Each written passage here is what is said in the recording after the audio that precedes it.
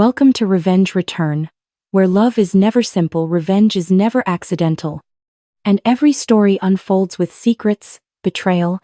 The chrome elevator buttons gleamed as I watched my parents fidget in their designer outfits. My father's Rolex caught the light as he checked the time for the third time in 2 minutes. My mother's Chanel perfume filled the small space as she adjusted her pearl necklace, a nervous habit she'd had for as long as I could remember. "Olivia, darling," my mother said with that familiar condescending tone, "are you sure you want to show us your workspace? We could just have lunch at the club instead." I smiled, remembering all the times they'd refused to visit my tiny office over the past 3 years. But today was different. Today they'd practically invited themselves, worried about their precious family reputation after hearing rumors about my financial struggles from their country club friends. "You'll want to see this, Mom," I assured her, pressing the button marked T for Penthouse. "Penthouse?" My father scoffed. "I think you hit the wrong button, sweetheart. Your little tech company surely can't afford." The elevator smoothly ascended the Sterling Tower, one of the most prestigious buildings in the financial district. 3 years ago, when I left my father's investment firm to start my own tech company, they'd been horrified. "Madison and Sons has been our family legacy for generations," Dad had roared. The fact that I was a daughter, not a son, had never seemed to bother him until I wanted to run things my way. "Remember that startup I told you about?" I asked, watching the floor numbers climb. "The one you said would never work? That ridiculous AI investment platform?" Dad chuckled. "Don't tell me you're still throwing money at that pipe dream." Mom touched my arm. "Honey, there's still a position waiting for you at the firm.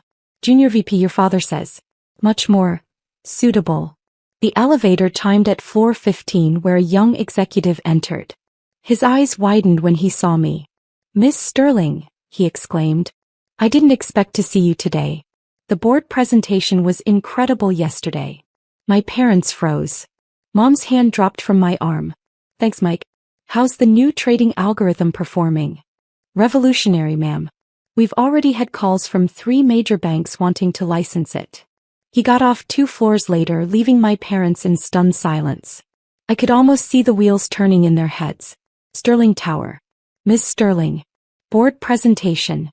Olivia." My father's voice had lost its patronizing edge. "What exactly is going on?" The elevator continued its smooth ascent.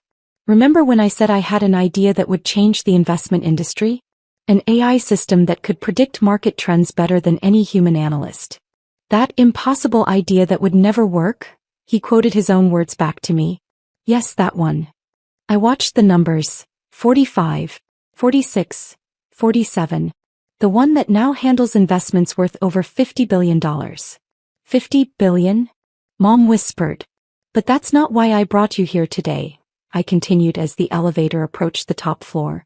"You see, when my company took off, I needed a suitable headquarters. And this building, well..." The elevator chimed one final time.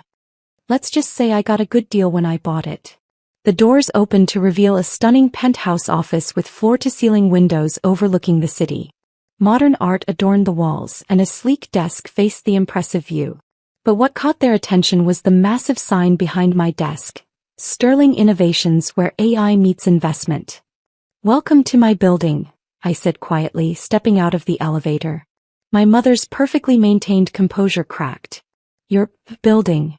All 60 floors of it?" I walked to my desk, enjoying the sound of my heels clicking on the marble floor. "Would you like a tour? We can start with my tiny office here in the penthouse."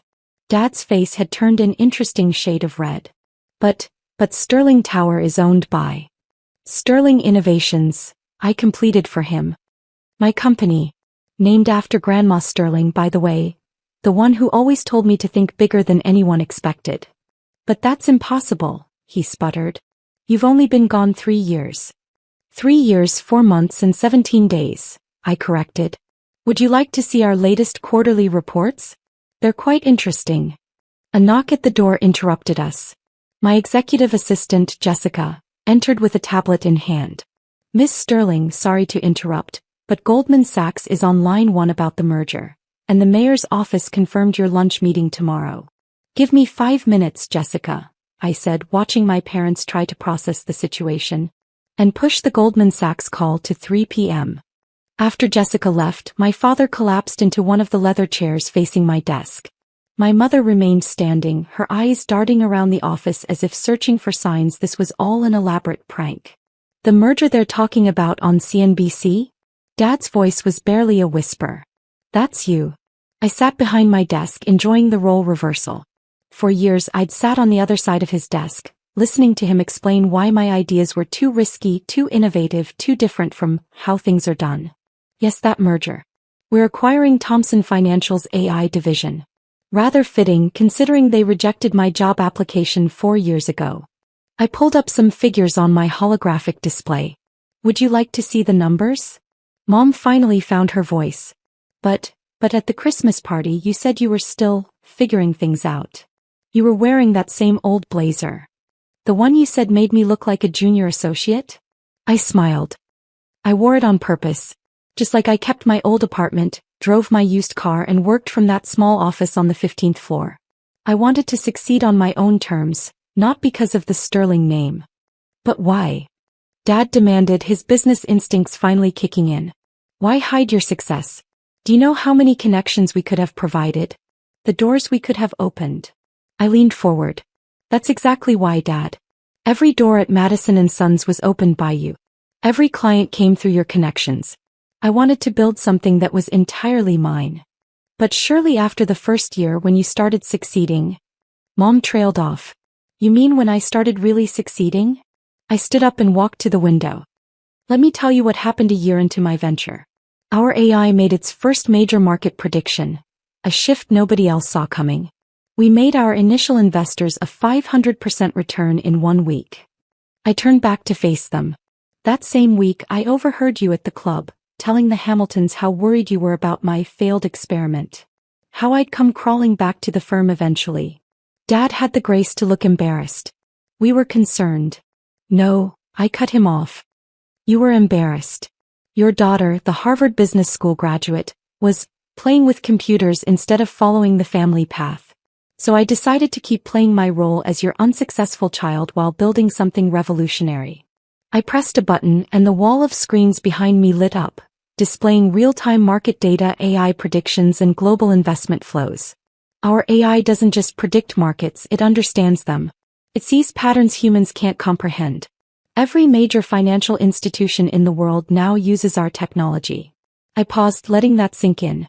Including Madison & Sons. Dad's head snapped up. What? Check your firm's trading software. See who provides it. I enjoyed watching him fumble for his phone. You've actually been using my technology for the past year. Your recent record profits? You're welcome. That's impossible, he muttered, but his face told me he was already connecting the dots. The Sterling algorithm, that's named after me, yes. Your chief technology officer was quite impressed when he found out who he'd been dealing with. He's been dying to tell you, but I made secrecy a condition of our contract. Mom sank into the other chair, her perfect posture crumbling. All those dinner parties where we tried to set you up with successful men? Like Peter Thomson? I laughed. Whose company I'm now buying?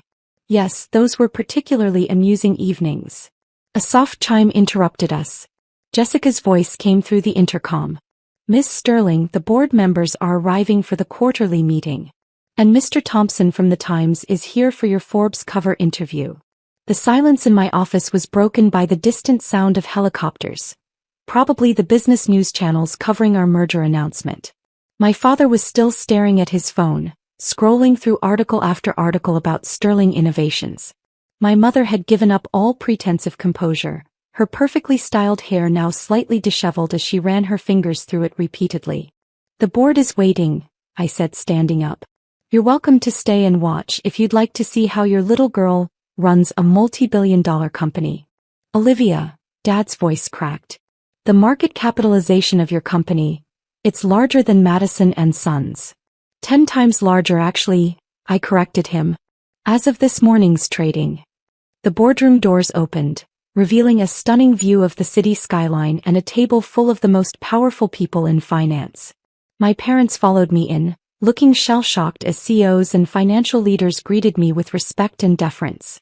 Ladies and gentlemen, I addressed the room, you might recognize my guests. Robert and Diana Sterling of Madison and Sons.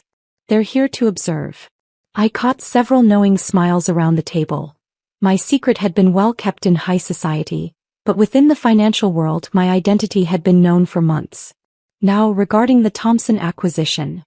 For the next hour, my parents watched in stunned silence as I led discussions about billion-dollar decisions, technological innovations and global market strategy. Their daughter, who they thought needed career guidance, was directing the future of global finance. As the board members filed out congratulating me on the merger, my father finally spoke up. "Why didn't you tell us?" he asked softly. "All this time we thought." "You thought what you wanted to think," I replied, gathering my papers. "That a woman couldn't succeed in finance without following the traditional path.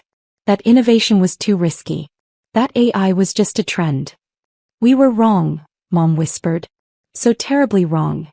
The funny thing is," I continued, walking to the window, "I tried to tell you. Remember that dinner 3 years ago? I explained how AI could revolutionize investment banking. You both laughed and changed the subject to the Hamilton Sons' new partnership." "I remember," Dad admitted. "I didn't understand half of what you were saying." "No, you didn't try to understand. There's a difference." The intercom buzzed. "Miss Sterling, the Times interview." "Give me a moment, Jessica." I turned to my parents. "I have a cover interview to do. But before you go, there's something else you should know." I handed them a folder. Inside was an offer to buy Madison and Sons. "You're buying our company?" Dad's hands trembled as he read the documents.